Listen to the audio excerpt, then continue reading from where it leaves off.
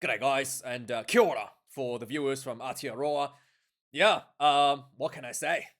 What can I say? I'm gonna rant a little bit about the stupidity of goal kicking.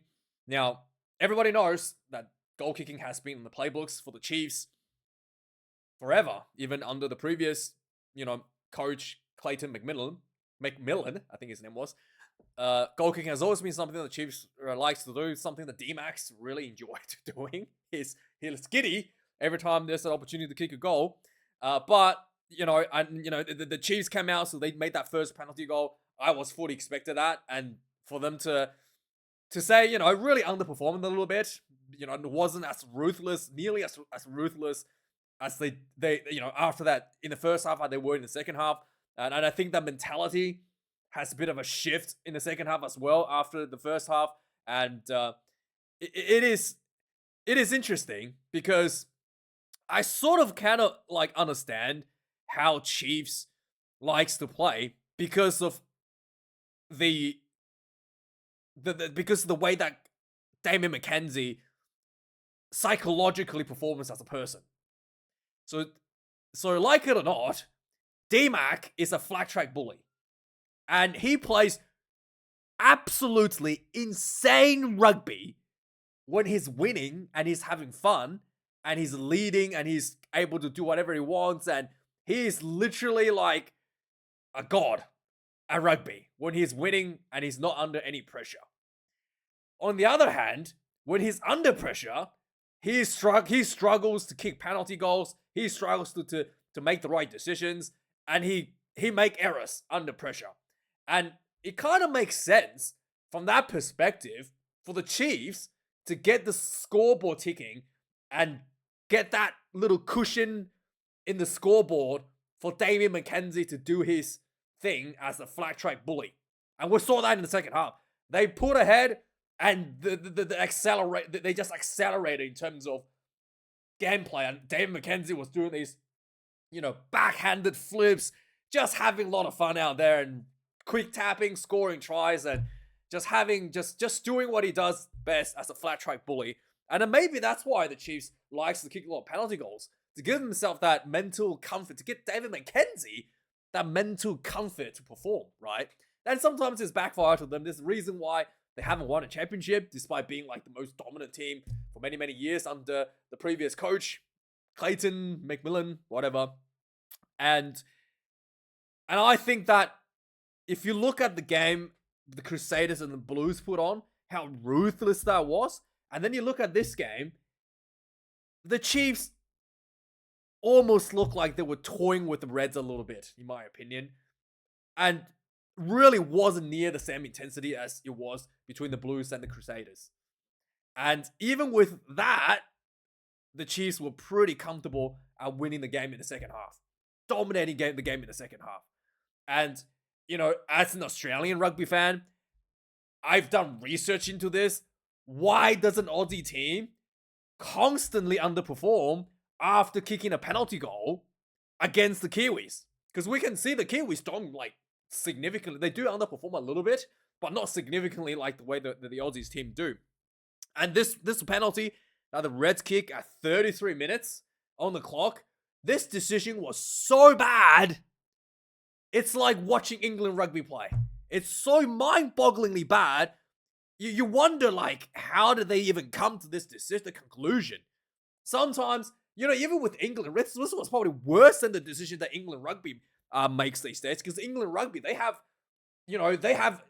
basically spreadsheets that tells them to do this, and they just don't think we do this because the spreadsheet said so, right?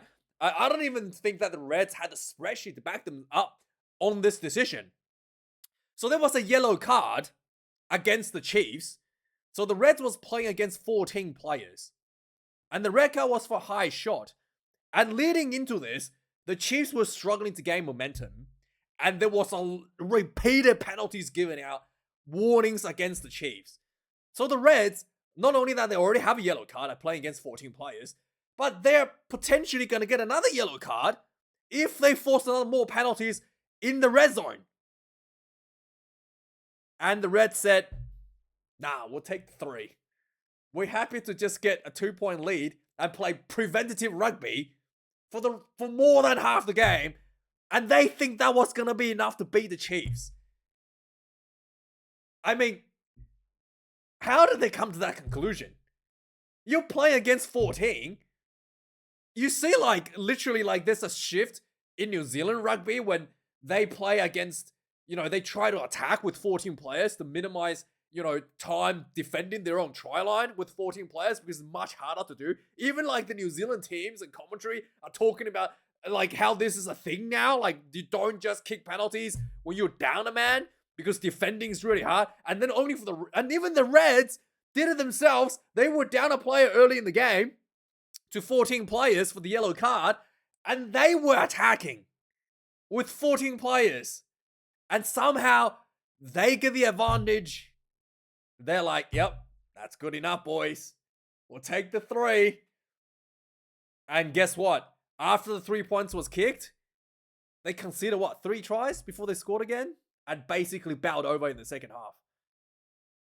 Absolutely, like, mind-blowingly stupid decision. Mind-blowingly stupid decision. And what was really, what was really, on top of that, right, really, really blows my mind, is that everybody knows the 10 minutes before halftime and the 10 minutes after halftime is, like, the time where New Zealanders considered crucial. They consider this, like, one of the 2 most important periods of the entire game, if not the most important periods of the entire game, is to finish the first half strong and come out the second half even stronger. And the Reds look at the clock, we've got 10 minutes left, or like less than 10 minutes left, and said, let's see what the Kiwis can do with 14 players.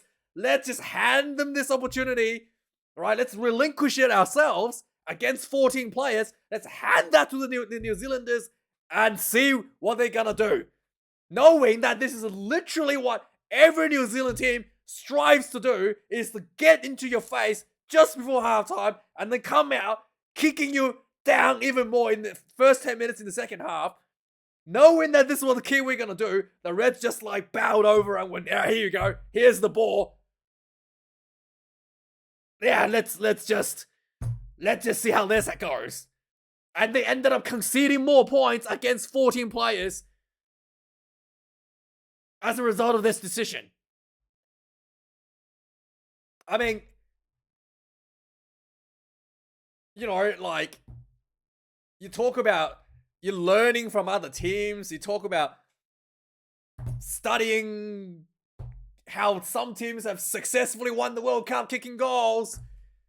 And yet, this crucial 10-minute period before and after half time, how many years have we, like, I feel like I've heard about this since I was like 10 years old, right?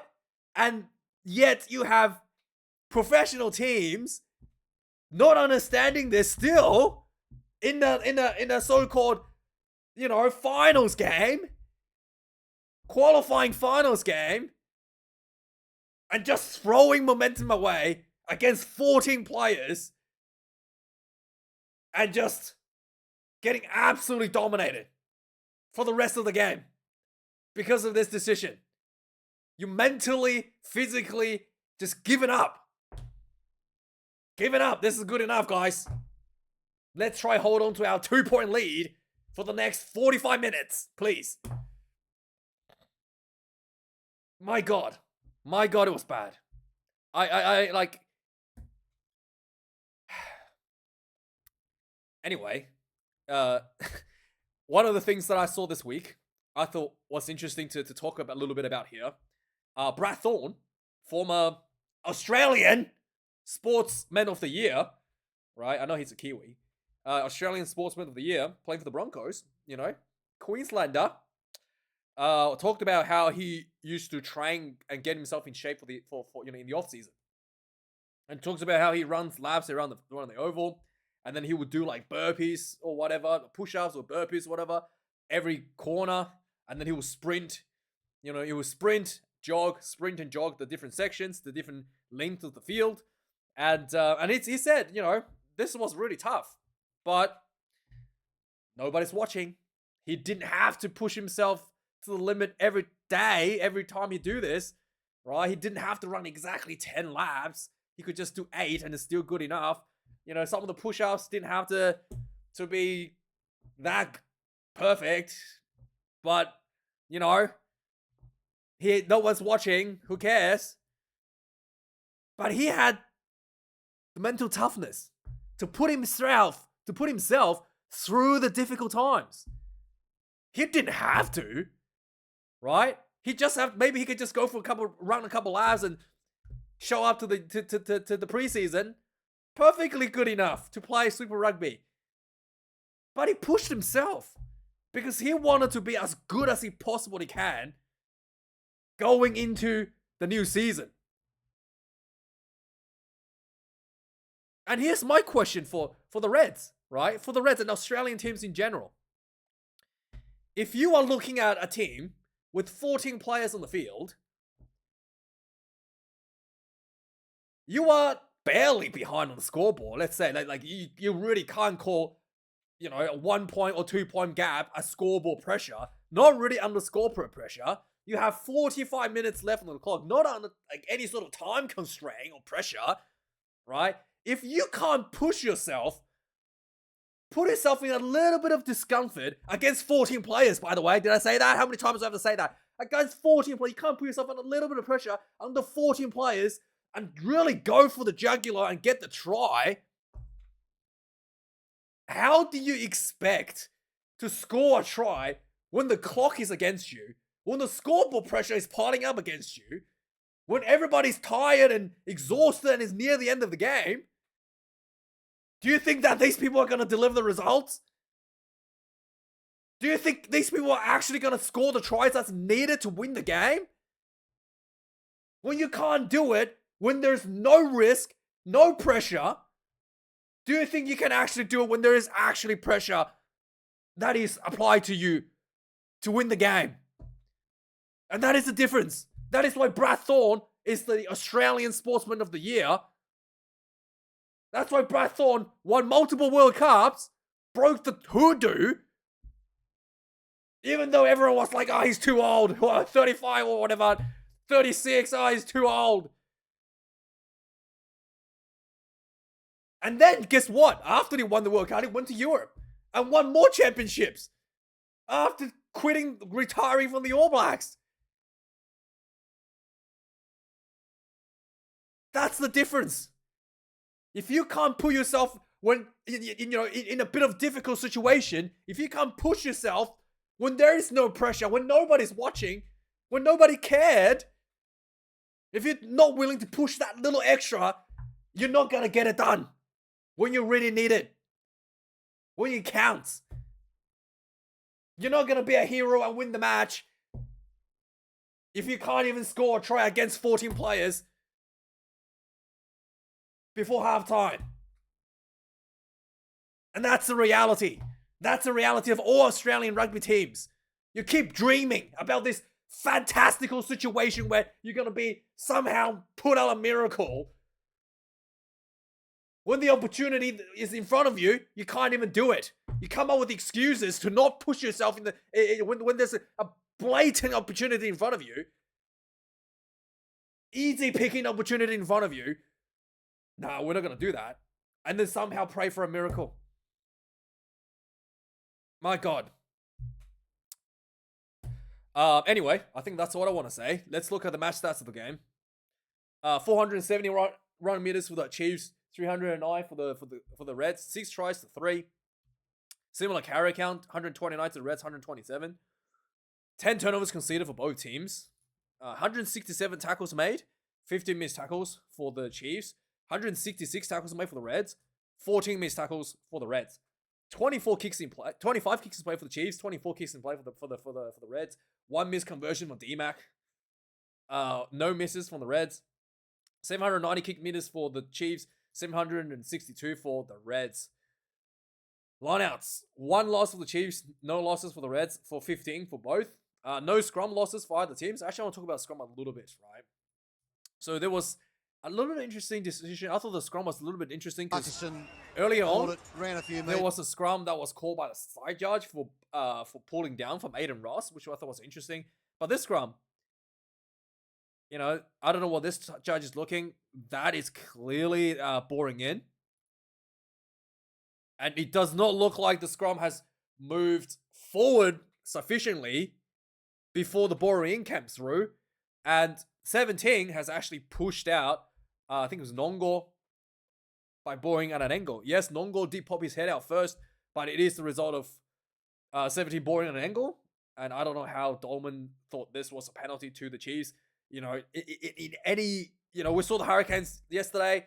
Both sides has gone out forward significantly before the scrum wheeled, right? And the referee was still reluctant to call. And today there is hardly any forward momentum, and the ball, the ball came in right away, and then the loose head clearly pushed the high tight head out.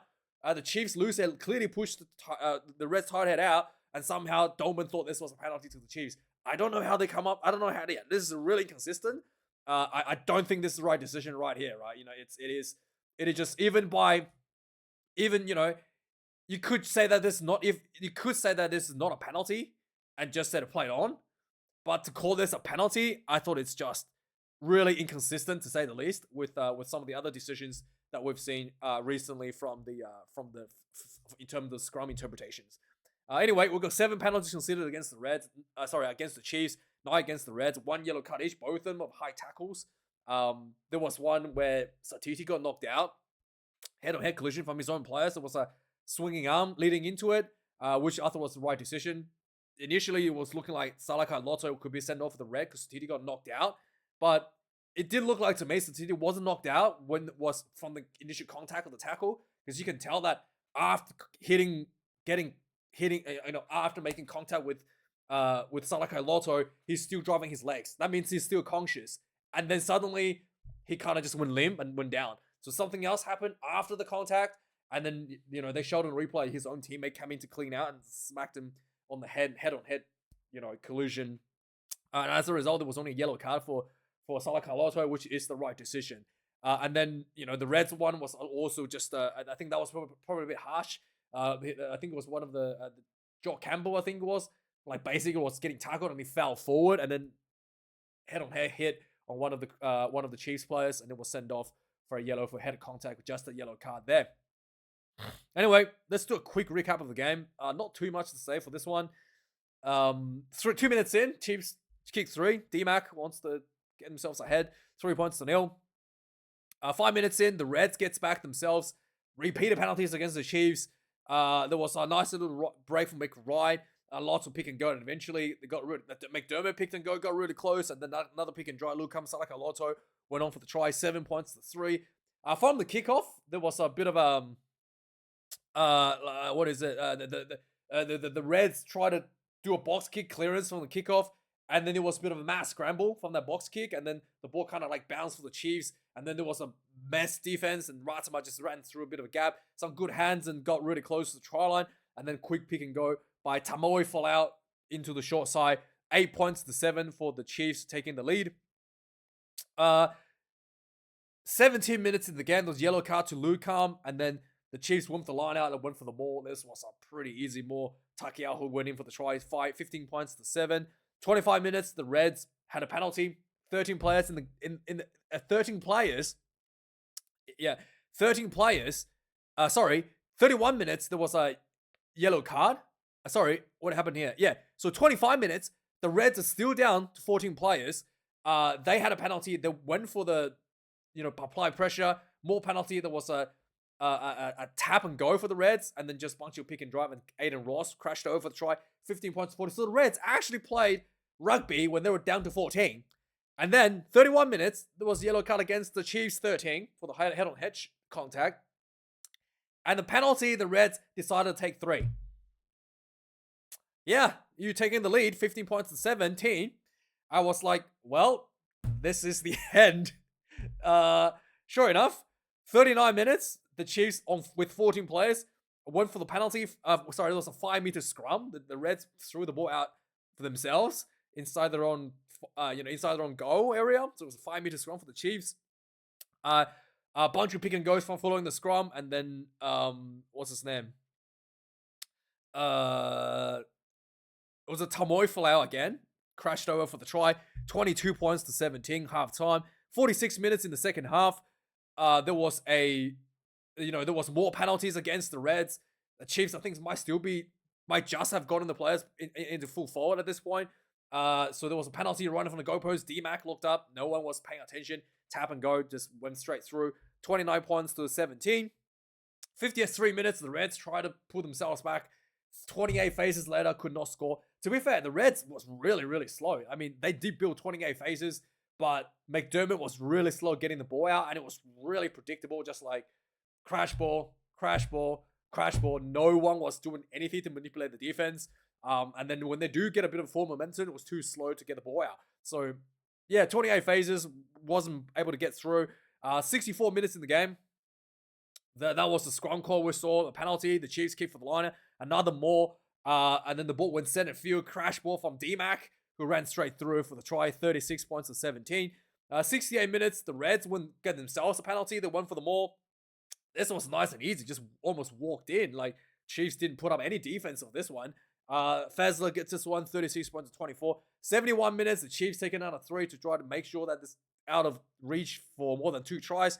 39 points to 24, 77 minutes. Again, the Chiefs putting more pressure on. The ball was trying to kick downfield by the Reds. D-Mac got the ball middle of the field.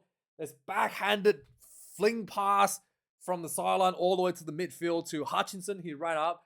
There was like 2 defenders in the middle of the field, just ran through both of them and stunk the ball down for the try. 46 points to 24, the final score. But yeah, let me know what you thought about the stupidity of the penalty goal there. But yeah, like, comment, subscribe. Thank you for watching. I'll see you guys later. I'm gonna do some URC review for the semifinals. So thank you for watching. Thanks for watching. We'll talk to you later for that. Cheers.